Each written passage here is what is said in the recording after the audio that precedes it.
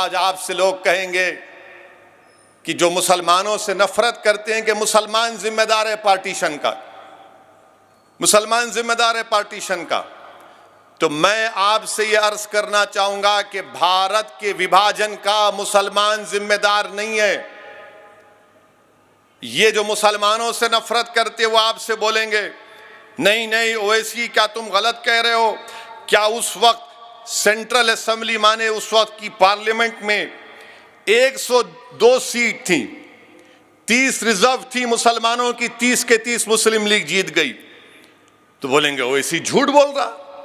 مگر آپ کو یہ ہرگز نہیں بولیں گے کہ 1945 اور 46 میں جو الیکشن ہوا تھا اس میں ووٹ ڈالنے کا حق سب کو نہیں تھا، جیسا آج جو 18 سال کا ہو جا کے ووٹ ڈال سکتا ہے، اس زمانے میں ووٹ ڈالنے کا اختیار صرف انہی کو تھا جو انکم ٹیکس دیتے، جو نواب تھے، جو زمیندار تھے، جو پڑھے لکھے تھے، انہی کو ووٹ ڈالنے کا اختیار تھا، باقی عام مسلمان کو ووٹ ڈالنے کا اختیار نہیں تھا۔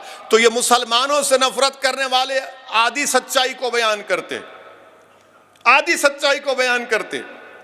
مثال کے طور پر اس وقت کے بہار میں جب یہ الیکشن ہوا تو صرف 7% لوگ ووٹ ڈالے اور بولتے مسلمان پارٹیشن کا ذمہ دار ہے۔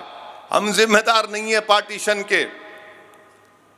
جن کو پاکستان سے محبت تھی وہ پاکستان بھاگ گئے، جن کو بھارت سے محبت تھی وہ آج بھی ہیں اور کل بھی رہیں گے اور صبح قیامت تک رہیں گے انشاءاللہ تعالی۔ مگر پارٹیشن کا ذمہ دار، اور اگر کوئی زیادہ علم چاہتا ہے تو میں کہوں گا کہ گرینویل، آسٹن گرینویل ایک بہت بڑا کانسٹیٹیوشن کا ایکسپرٹ ہے، اس کی کتاب ہے Indian constitution, Oxford university press میں چھپی گئی، صفحے نمبر 12 اور 13 پڑھ لو، جو میں کہہ رہا ہوں سچ ہے یا جھوٹ معلوم ہو جائے گا۔ اب جس کے پاس ڈگری نہیں ہے وہ نہیں پڑھ سکتا، آپ کو معلوم۔ جو انٹائر پولیٹیکل سائنس کی ڈگری ہے وہ تو نہیں پڑھیں گے۔ تو گرینویل آسٹن کی کتاب ہے، آپ پڑھ لیجیے۔ اور 1935 کا قانون ہے، 6 شیڈیول، پارٹیشن کا ذمہ دار مسلمان ہے۔ اب دیکھو 15 اگست 7 ہی شروع ہوا تھا، ٹی وی پر کوئی بولتا ہے بھارت کا وبھاجن ہوا، بھارت کا وبھاجن ذمہ دار مسلمان نہیں ہے۔ اچھا، دوسری تاریخ آپ کے سامنے بیان کر رہا ہوں کہ جب کانگریس نے منظور کیا بھارت کے وبھاجن کو، پارٹیشن کو، تو کانگریس کے اس اجلاس میں اس پارٹیشن کے پلان کو کس نے پیش کیا؟ ان کا نام جی بی پنت تھا۔ پارٹیشن کے پلان کو پیش کیا، اور پھر اس کو سیکنڈ کس نے کیا؟ مولانا آزاد نے۔